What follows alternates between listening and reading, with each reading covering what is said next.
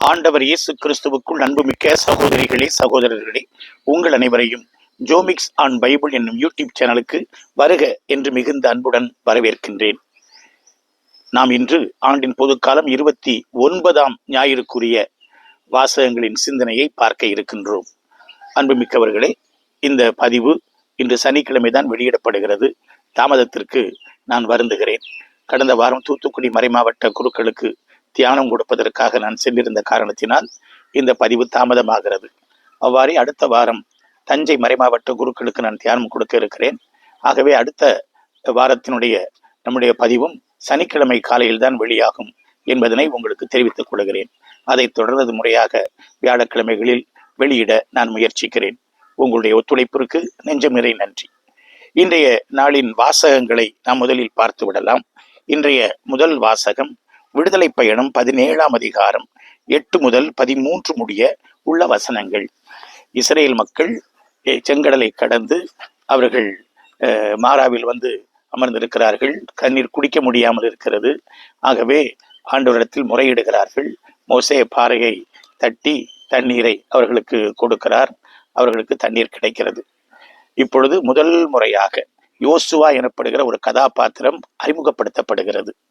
இங்கே இவர்களை எதிர்த்து ரபிதீம் எனப்படுகிற இடத்திலே அமலேக்கியர்கள் முன் வருகிறார்கள். யார் இந்த அமலேக்கியர்கள் என்கிற கேள்விக்கு தொடக்க நூல் 36ஆம் அதிகாரம் 12ஆம் வசனம் ஏசாவினுடைய வழித்தோன்றல்கள் என்கிற பதில் நமக்கு கிடைக்கிறது. அவர்கள் பலவீனமாய் இருக்கிற இவர்களை தாக்க முயற்சிக்கிறார்கள். ஆகவே பின்னால் இருந்து அவர்களை துரத்துகிறார்கள்.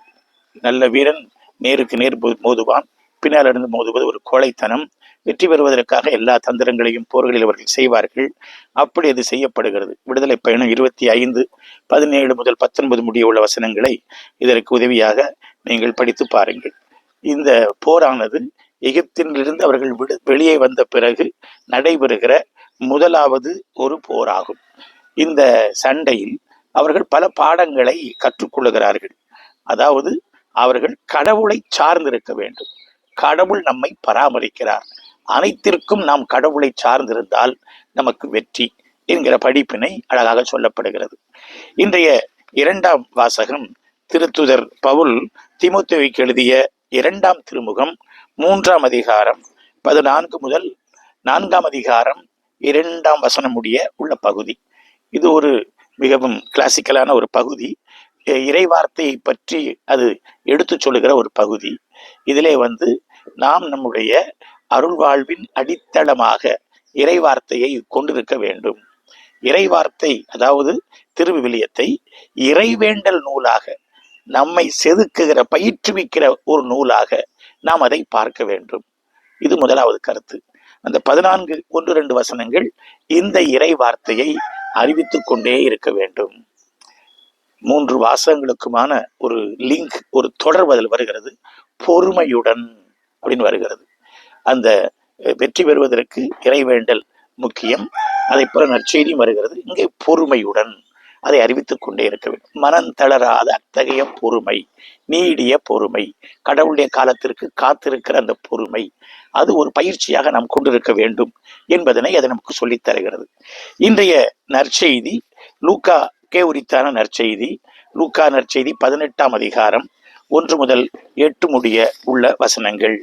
நேர்மையற்ற நடுவரும் கைம்பெண்ணும் பற்றிய ஓமையாகும். இது லூக்காவுக்கே உரித்தான ஒன்று. இதிலே நாம் பார்ப்பது இது எந்த பின்னணியில் சொல்லப்பட்டிருக்கிறது என்பதை முதலில் பார்க்க வேண்டும். அதற்கு முந்தைய அதிகாரம் 17:20 முதல் உள்ள வசனங்களை நாம் பார்த்தோமே என்றால், அங்கே ஆண்டவர் மானிட மகன் மீண்டும் வருவார் என்பதை குறித்து பேசுகிறார். மக்கள் நம்பிக்கையோடு, அவர்கள் பொறுமையோடு, அவர்கள் தங்களை சூழ்ந்து வருகிற சோதனைகள், வேதனைகள், தடைகள் அனைத்தோடு அவர்கள் காத்திருத்தல் வேண்டும் என்கிற ஒரு செய்தியினை அவர் சொல்லியிருக்கிறார். அதற்கு ஒரு பாலம் போல இந்த பகுதி அமைகிறது. மானிட மகன் வருகிற பொழுது நம்பிக்கையில் நாம் நிலைத்திருந்து, மனம் தளராது உறுதியில் நிலைத்திருந்து, நாம் ஆண்டவரிடத்திலே நாம் நீதியை பெற்றுக்கொள்ள வேண்டும். கடவுளுடைய நீதியும் கடவுளுடைய மௌனமும் முக்கியமானது. நம்மை சுற்றி அநீதம், நம்மை சுற்றி தாமதம், மௌனம் இவையெல்லாம் இருப்பது போல் தோன்றலாம். ஆனால் மனம் தளரக்கூடாது. இந்த ஒரு சிந்தனையை இது நமக்கு சொல்லித் தருகிறது. இந்த பகுதியை பார்க்கிற பொழுது முதல் வசனம் இது இந்த ஓமையின் நோக்கத்தை எடுத்து சொல்லி விடுகிறது. அவர்கள் மனம் தளராமல் எப்பொழுதும் இறைவனிடம் மன்றாட வேண்டும் என்பதற்கு இயேசு ஓர் ஓமை சொன்னார். இயேசு கலிலேயாவிலிருந்து எருசலேமை நோக்கி பயணித்துக் கொண்டிருக்கிறார். சீடர்களுக்கு இந்த வழி பயணத்தில் பல படிப்பினைகளை பல பயிற்சிகளை கொடுத்து கொண்டிருக்கிறார். இப்பொழுது அவர்கள் மனம் தளராமல் மன்றாட வேண்டும். எப்பொழுதும் மன்றாட வேண்டும். 2 கருத்தில் வருகிறது பாருங்கள். மன்றாட வேண்டும் என்பதனை குறித்து அவர்களுக்கு இயேசு இங்கே எடுத்து சொல்லுகிறார். அடுத்து 2 முதல் 5 முடிய உள்ள வசனங்கள் தான் உண்மையான இந்த ஓமை. ஒரு நேர்மையற்ற நடுவர் இருக்கிறார். அவர் கடவுளுக்கு அஞ்சுவதில்லை, மக்களையும் மதிப்பதில்லை. அவரிடத்திலே ஒரு கைம்பெண் அங்கே நீதி கேட்டு அவர் முறையிடுகிறார். அவர் விடுவதா இல்லை. காலையில் அவருடைய வீட்டுக்கு போய் கதவை தட்டுகிறார். மதியம் அவருடைய நீதிமன்ற வாசலிலே போய் நின்று அவர் அட்டையை பிடித்து கொண்டு போராடுகிறார், எனக்கு நீதி வேண்டும், நீதி வேண்டும் என்று. மாலையில் அவர் வாகனத்தில் ஏறி வீட்டுக்கு செல்லுகிற பொழுது ஐயா நீதி வேண்டும் என்று அவர் கத்துகிறார். இதை தொடர்ந்து செய்து கொண்டே இருக்கிறார். அந்த நடுவருக்கு பொறுத்து கொள்ள முடியவில்லை. அவர் தன்னைத்தனை சொல்லிக் கொடுக்கிறார், ஐயோ நான் கடவுளுக்கு அஞ்சுவதில்லை, மக்களை மதிப்பதில்லை, ஆனால் இவள் தொந்தரவு செய்து கொண்டிருக்கிறாளே, ஆகவே என்ன செய்வது என்று சொல்லி அவர் அங்கே நீதி வழங்குகிறார் என்று இந்த பகுதி சொல்லுகிறது. வசனம் 6 முதல் 8 முடிய உள்ள பகுதி இந்த ஓமைக்கு ஆண்டவர் இயேசு விளக்கம் தருகிறார். கோனார் நோட்ஸ் போடுவதை போல அவர் சொல்லுகிறார். இதிலே இந்த ஒரு ஒப்புமை கவனிக்க வேண்டும். இந்த நடுவர் நேர்மையற்றவராக இருக்கிறார். ஆனால் அதை முரண்பட்டு கடவுள் எப்படி இரக்கமும் அன்பும் உள்ளவர், அவர் எப்படி பரிவு உள்ளவர், நேர்மையற்ற நடுவரே இப்படி இருப்பார் என்றால் கடவுள் எப்படி உங்களுடைய மன்றாட்டுக்கு மனம் தளராமல் நீங்கள் மன்றாடுகிற மன்றாட்டிற்கு அவர் உங்களுக்கு பதில் தருவார் என்று அந்த பகுதியை ஆண்டவர் விளக்குகிறார். அது ரொம்ப அழகாக இருக்கிறது. கடைசி 8வது வசனத்திலே ஆயினும் மானிட மகன் வரும்போது மண்ணுலகில் நம்பிக்கையை காண்பாரோ என்று ஒரு கேள்வியோடு அவர் இங்கே முடிக்கிறார். இந்த நம்பிக்கை மிகவும் முக்கியமானது.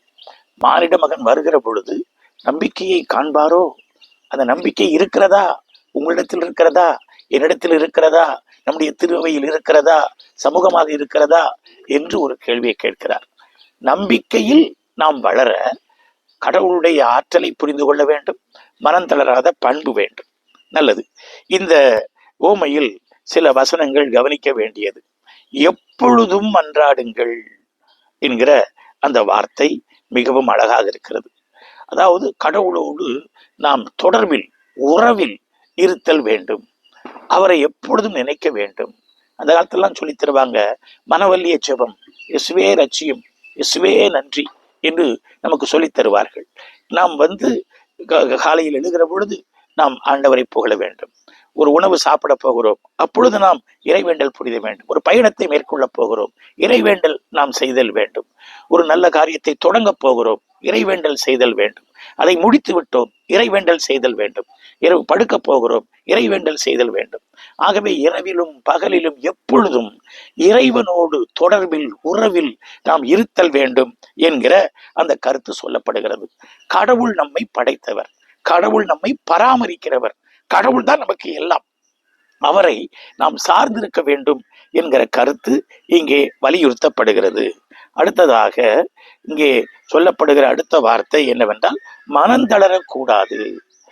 அதாவது நீங்க உள்ளம் கலங்கிவிடக்கூடாது, விட்டுவிடக்கூடாது, போராட விட்டுவிடக்கூடாது, நெவர் கிவ் அப், நீங்கள் விட்டுவிடவே கூடாது என்கிற கருத்து இங்கே சொல்லப்படுகிறது.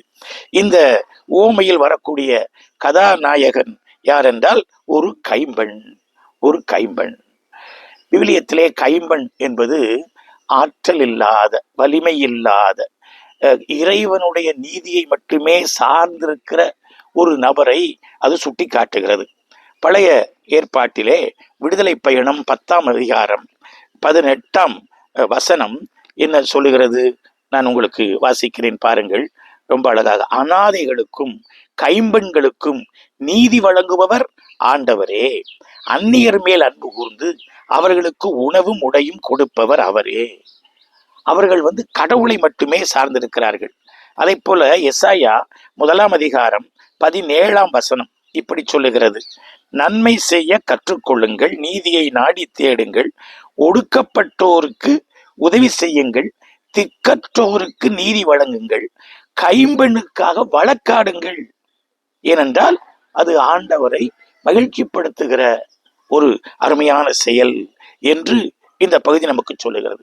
ஆகவே கைம்பெண்கள் எனப்படுகிறவர்கள் கடவுளை சார்ந்திருக்கிறவர்கள், நீதிக்காக அனைத்திற்குமாக கடவுளை சார்ந்திருக்கிறவர்கள் என்று சொல்லப்படுகிறது. அடுத்ததாக இங்கு நாம் பார்க்கிற கதாபாத்திரம் இந்த நடுவர், இந்த நீதிபதி. அவர் கடவுளுக்கும் அஞ்சுவதில்லை, மனிதருக்கும் அஞ்சுவதில்லை. இப்ப இந்த கதாபாத்திரம் கடவுளிலிருந்து முரண்பட்டு இருக்கிறது.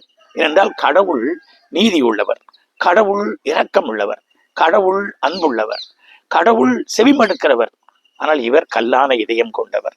அவரே இறங்குகிற பொழுது இந்த கதையை கடவுள் கல்லானவர் என்று நம்ம மாற்றி ஓமையை விளக்கிவிடக் கூடாது. அதற்காகத்தான் இயேசுவே உங்களுக்கு அதுல பொழிப்புரை போட்டு விடுகிறார். நன்றாக இருக்க வேண்டும். அடுத்ததாக நீதி. நீதி எனப்படுவது பழிவாங்குதல் அல்ல, நீதி எனப்படுவது தண்டிப்பது அல்ல, நீதி எனப்படுவது சமநிலையை உருவாக்குவது, நீதி எனப்படுவது சரியான ஒரு நிலையை உருவாக்குவது. அதை இங்கு நாம் பார்க்கிறோம். நீதி அவளுக்கு சார்பாக அழகாக சொல்லப்படுகிறது. பழைய ஏற்பாட்டிலே விடுதலை பயணம் 22 அதிகாரம் 22 முதல் உள்ள வசனங்களிலே நாம் பார்த்தோமே என்றால் இந்த அனாதைகள் மற்றும் கைம்பெண்களை பற்றி மிக தெளிவாக சொல்லப்பட்டிருக்கிறது. நான் அதை உங்களுக்கு வாசிக்கிறேன். 22 முதல் உள்ள வசனங்கள். கைம்பெண், அனாதை யாருக்கும் தீங்கிழைக்காதே. நீ அவர்களுக்கு கடுமையாக தீங்கிழைத்து அவர்கள் என்னை நோக்கி அழுது முறையிட்டால் நான் அவர்களது அழுகுரலுக்கு செவி சாய்ப்பேன். மேலும் என் சினம் பற்றி எரியும். நான் உங்களை என் வாளுக்கு இரையாக்குவேன். இதனால் உங்கள் மனைவியர் கைம்பெண்டிர் ஆவர், உங்கள் பிள்ளைகள் தந்தையற்றோர் ஆவார்கள். கைம்பெண்களின் கடவுள் கடவுள், கைம்பெண்களின் ஆதரவு கடவுள், அவர்களுக்கு ஆதரவு கடவுள் தான். ஆகவே அவர்கள் கடவுளுடைய நீதியை அவர்கள் சார்ந்திருக்கிறார்கள். ஆகவே இந்த பகுதி மிக அழகாக கடவுள் மீது பற்று, நம்பிக்கை, இறை அச்சம் இல்லாத அந்த நபர் மக்கள் மீதும் மேலையும் நம்பிக்கை கிடையாது, கீழையும் நம்பிக்கை கிடையாது. அப்படிப்பட்ட ஒரு நபர், அதாவது ஒரு ஊழல், ஒரு லஞ்சம் இவற்றுக்கு உள்ளாகுகிற ஒரு மனிதர், அவரிடத்திலே போய் இவர் கதவை தட்டுகிறார். ஆனால் இவர் தட்டுகிற பொழுது அவருக்கு பணம் கொடுப்பதாக தெரியவில்லை, கையூட்டு கொடுப்பதாக தெரியவில்லை, அவரை வேறு செல்வாக்கை வைத்து உந்தி தழுவதாக தெரியவில்லை, அல்லது செல்வாக்கு மிக்க மனிதர்களை அழைத்து அவரை உதவி செய்ய வேண்டும் என்று சொல்வதாக தெரியவில்லை. ஒரே ஒன்றுதான், நான் தட்டிக்கொண்டே இருப்பேன், நான் விடாது போரிட்டு கொண்டே இருப்பேன் என்பதாகும். லூக்கா எப்பொழுதுமே நீதி, இந்த ஒடுக்கப்பட்டோர் இவர்களுக்கான இரக்கம், இவற்றை தன்னுடைய நற்செய்தியிலே அவர் வலியுறுத்துவார், அவர்களை ஒரு கதாநாயகர்களாக காட்டுவார்.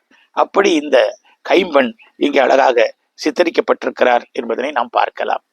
இந்த ஓமை லூக்கா நற்செய்தி 11 அதிகாரம் 5 முதல் 13 முடிய உள்ள வசனத்தோடு ஒத்து போகிறது. அங்கே ஒரு நண்பர் இரவில் வருகிறார், விருந்துக்கு வருகிறார். பக்கத்து தன்னுடைய நண்பரிடத்திலே போய் அவர் கதவை தட்டி எனக்கு உதவி செய், உணவு கொடு என்று அவர் கேட்கிறார். அவர் உதவி செய்ய மறுக்கிறார்.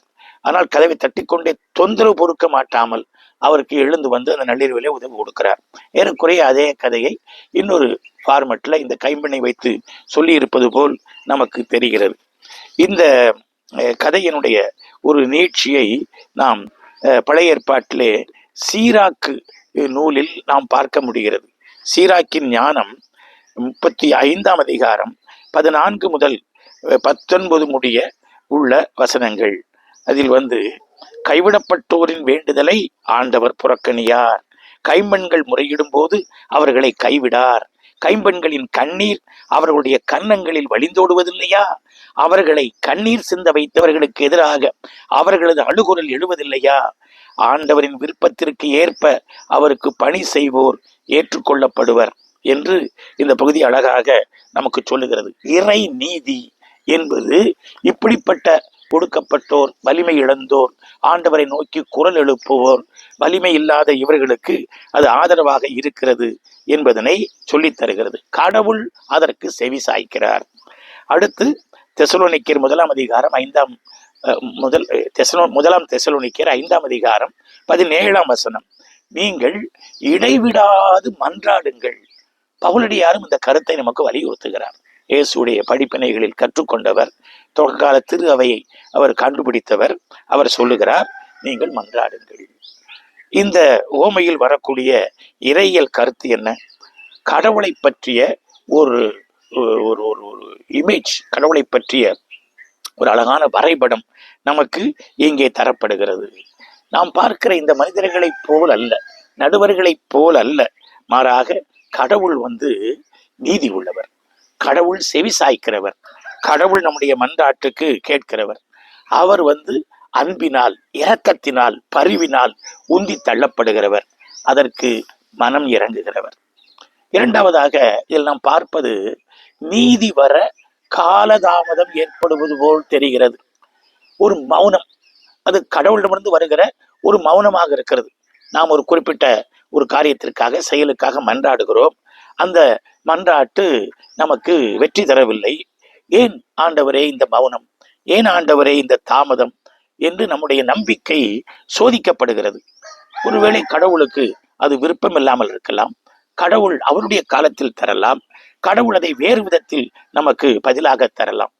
இதிலே நாம் கவனிக்க வேண்டியது, மீட்பின் வரலாற்றிலே இந்த தாமதம் அல்லது மௌனம் எனப்படுவது நம்முடைய நம்பிக்கையை கடவுள் புடமிடுவதாகும், நம்முடைய நம்பிக்கையை அவர் அழகுபடுத்துவதாகும், நம்முடைய சார்ந்திருத்தலை அவர் இன்னும் ஆழப்படுத்துகிறார்.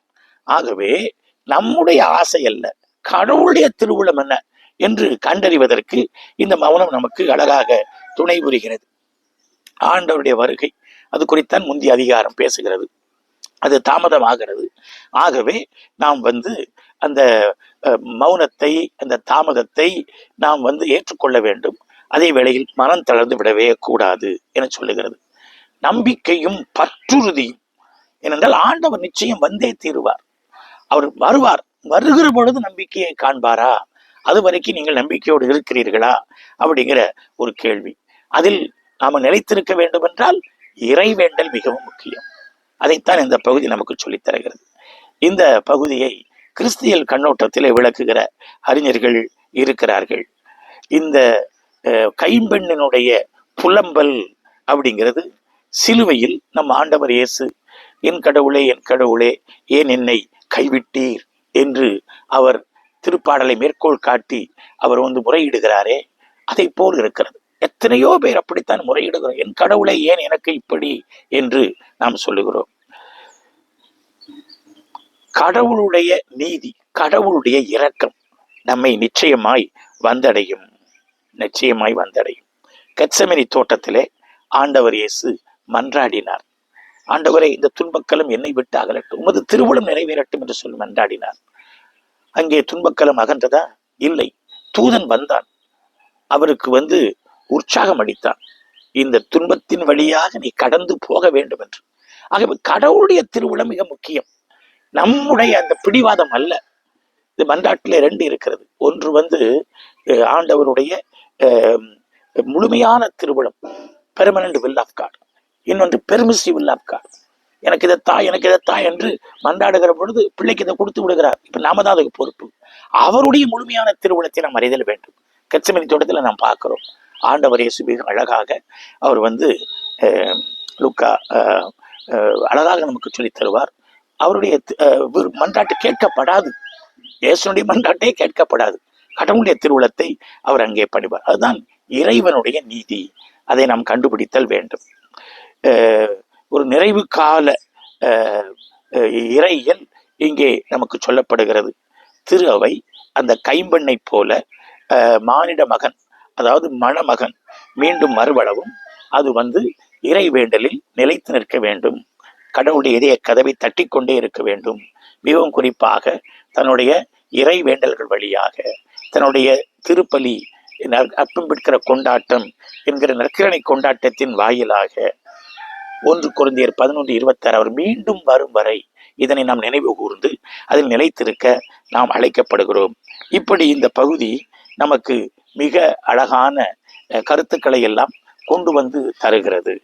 இந்த நற்செய்தி பகுதிக்கு மிகவும் பொருத்தமாக இன்றைய முதல் வாசகம் இன்றைக்கு எடுத்தாளப்பட்டிருக்கிறது. விடுதலை பயணம் 17ஆம் அதிகாரம் 8 முதல் 13 முடிய உள்ள பகுதிகள். நான் அதை பற்றி ஒரு சிறிய விளக்கத்தை முதலிலேயே உங்களுக்கு கொடுத்து விட்டேன். அதனுடைய உட்பகுதிக்கு நாம் போகலாம்.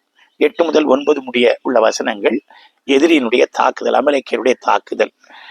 ஆகவே மோசே யோசுவாவுக்கு அறிவுறுத்துகிறார். இப்போ நம்ம இங்க பார்க்கிறது யோசுவா இப்பதான் முதல் முறையாக அறிமுகமாகிறார். மோசேக்கு பிறகு அவர்தான் பின்னால் வழி நடத்துவார். மோசேக்கு பயிற்சி கொடுக்கப்படுகிறது. குடும்பத்துல இறைவேண்டல் பற்றி, ஆண்டுடைய வருகையை பற்றி நாம் நம்முடைய பிள்ளைகளுக்கு, அடுத்த தலைமுறையினருக்கு கடத்துதல் வேண்டும், பயிற்சி கொடுத்தல் வேண்டும். போராட, இறைவேண்டல் போராட அவர்களுக்கு நாம் சொல்லிக் கொடுக்க வேண்டும் என்பது இந்த உவமை நமக்கு மறைமுகமாக சொல்லித் தருகிற அருமையான பாடமாக இருக்கிறது. அடுத்து வசனம் 10, 11 ஒரு அடையாள செயலாக இருக்கிறது. மோசே தன்னுடைய 2 கைகளையும் உயர்த்தி அவர் மன்றாடுகின்றார் என்று பார்க்கின்றோம். அது கைகளை உயர்த்தி மன்றாடுதல் என்பது நாம் கடவுளை நோக்கி நாம் மன்றாடுதல். இன்றைய திருப்பாடல் அப்படிதான் 121. நான் உதவி எங்கிருந்து வரும் என்று கேட்டேன், விண்ணையும் மண்ணையும் படைத்த ஆண்டவரிடமிருந்து எனக்கு உதவி வரும், அவர் போகும்போதும் வரும்போதும் இப்போதும் எப்போதும் என்னை காப்பார் என்ற அந்த பகுதி இன்றைக்கு மிக பொருத்தமாக அமைகிறது. வசனம் 12, 13 அவருக்கு உதவி ஆரோனிடமிருந்து, ஹூர் எனப்படுகின்ற இன்னொரு நபரிடமிருந்தும் அவருக்கு வருகிறது. உதவி இவர்களுடைய வலிமையினால் அல்ல, அது இறைவனுடைய வெற்றியாக பார்க்கப்படுகிறது. இந்த நிகழ்ச்சியில நாம் முக்கியமான வார்த்தைகள், மோசே கைகளை உயர்த்தி மன்றாடினார். திருப்பாடல் 63:4, 1 தீமோத்தேயு 2:8 கைகளை உயர்த்தி மன்றாடுங்கள். இறைவேண்டல் என்பது சும்மா அப்படியே உட்கார்ந்து இருப்பதல்ல. ஆண்களே கைகளை உயர்த்தி மன்றாடுங்கள் என்று அது சொல்லுகிறது. நாம் நம்முடைய கைகளை உயர்த்தல் வேண்டும். அது எதை சுட்டி காட்டுகிறது என்றால், நாம் மன்றாடுகிறோம், பரிந்துரை மன்றாடுகிறோம், ஆண்டவரை சார்ந்திருக்கிறோம் என்பதை அது அழகாக நமக்கு சுட்டி காட்டுகிறது. ஆகவே மனித வலிமையினால் அல்ல, கடவுளுடைய ஆற்றலினால் ஆகும். அந்த மன்றாடுகிறவர் கடவுளை நம்புவதால் அது ஆகும் என்பதை சுட்டி காட்டுகிறது. இரண்டாவதாக இதில் நாம் பார்ப்பது, மோசே கோலை உயர்த்தி மன்றாடினார் என்பது. விடுதலை பயணம் 7:20 நைல் ஆறு சிவந்து போவதற்கு அந்த ஆண்டவர் கொடுத்த கோல் பயன்பட்டது. விடுதலை பயணம் 14:16 செங்கடலை 2ஆக பிளந்து கட்டாந்தரையில் நடந்து வருவதற்கு அந்த கோல் பயன்பட்டது. அடுத்ததாக இதற்கு சற்று முன்னதாக 17ஆம் அதிகாரம் 5 முதல் 6 முடிய உள்ள வசனங்கள், பாறையிலிருந்து தட்டி தண்ணீர் பெறுவதற்கு இந்த கோல் பயன்பட்டது. ஆகவே அது கடவுளுடைய ஒரு அதிகாரமாக, கடவுளுடைய வலிமைக்கு நமக்கு ஒரு இடைநிலையாக அது நமக்கு சொல்லப்படுகிறது என்று சொல்ல முடியும். இந்த கோல் கடவுள் தான், கடவுளுடைய பிரசன்னத்தை, கடவுளுடைய உடனிருப்பை சொல்லித் தருகிறது. 14ஆம் அதிகார விடுதலை பயணம் 14ஆம் வசனம் அதை உறுதி செய்கிறது. நாம் இங்கே 2 கதாபாத்திரங்களை பார்க்கிறோம். அந்த கதாபாத்திரங்கள் யார் என்றால், ஆரோனும் மற்றும் ஹூர் எனப்படுகின்ற இன்னொரு நபரும் ஆகும். அந்த 2 நபர்கள் அங்கே இருக்கின்றார்கள். இந்த 2 பேரை குறித்து அறிஞர்கள் அருமையான ஒரு செய்தியை சொல்லுகிறார்கள். ஆரோன் குருகுலத்தினுடைய அடையாளமாக இருக்கிறார். அடுத்ததாக இங்கு சொல்லப்படுகின்ற ஹூர், அவர் ஒருவேளை யூத குலத்தை சார்ந்தவராக இருக்க வேண்டும். யூத குலம் அரச குலம். ஆகவே குருக்களும் அரசர்களும் அவர்கள் அந்த குருகுலமும் அரசகுலமும் அவர்கள் வந்து இணைந்து மன்றாட வேண்டும், மன்றாட்டுக்கு உதவி செய்தல் வேண்டும், அவர்கள் யுனைடெட் இன் சர்வீஸ், இந்த பணியில் இணைந்திருத்தல் வேண்டும் என்பதனை அழகாக சொல்லுகிறது. மோசே ஒரு விடுதலை தலைவர், பெருந்தலைவர், ஆனால் அவருக்கும் உதவி தேவைப்படுகிறது. நாம் அவரை தாங்க வேண்டும் என்பதனை இது அழகாக நமக்கு சொல்லித் தருகிறது. எவ்வளவு பெரிய தலைவராக இருந்தாலும் தனியாக ஒன்று கிழித்து விட முடியாது. ஆகவே இந்த குழு மன்றாட்டு, இந்த சபை மன்றாட்டு, இணைந்த மன்றாட்டு இங்கே வலியுறுத்தப்படுகிறது. அடுத்ததாக முதல் முறையாக யோசுவா இங்கே அறிமுகப்படுத்தப்படுகிறார். அவர்தான் பாலும் தேனும் பொழியும் கானான் நாட்டிற்கு, ஆண்டவர் வாக்களித்த நாட்டிற்கு அவரை பிற்காலத்தில் வழிநடத்தி செல்வார். அவர் இங்கே ஒபீடியன்ட் லீடர்ஷிப், கீழ்ப்படிதலோடு கூடிய ஒரு தலைமை பண்பை அவர் கற்றுக்கொள்கிறார். அடுத்ததாக போராட வேண்டும், போரில் வெற்றி பெறும் வரை போராட வேண்டும், விட்டுவிடக்கூடாது என்பதை அவர் நமக்கு கற்றுத்தருகிறார். ஆற்றலாலும் அல்ல, சக்தியாலும் அல்ல, ஆண்டவருடைய வலிமையாலே எல்லாம் ஆகும். இங்கு வந்து போரில் வெற்றி தருகிறவர் ஆண்டவர். ஆண்டவர் தருகிற அருளோடு நாம் ஒத்துழைக்க வேண்டும் என்கிற கருத்து மிக அழகாக வலியுறுத்தப்படுகிறது. அடுத்ததாக மன்றாடுகிறவர் ஒரு இடைநிலையாளர். இயேசு மிகச்சிறந்த இடைநிலையாளர். எபிரேயர் 7:25. மோசே அங்கே மக்களுக்காக வெற்றிக்காக மன்றாடியதைப் போல நமக்காக இயேசு மன்றாடுகிறார். அவர் கைகளை விரித்தார். இயேசு சிலுவையில் கைகளை விரித்தார். அவர் அங்கே ரபீதீம் எனப்படுகிற மலை உச்சியிலே அவர் இந்த மன்றாட்டை மேற்கொண்டார். கல்வாரியிலே இயேசு இந்த மன்றாட்டை மேற்கொண்டார். இயேசு மிகச்சிறந்த இடைநிலையாளர். இந்த இடைநிலையாளர் பண்பினை நாம் கற்றுக்கொள்ளுதல் வேண்டும்.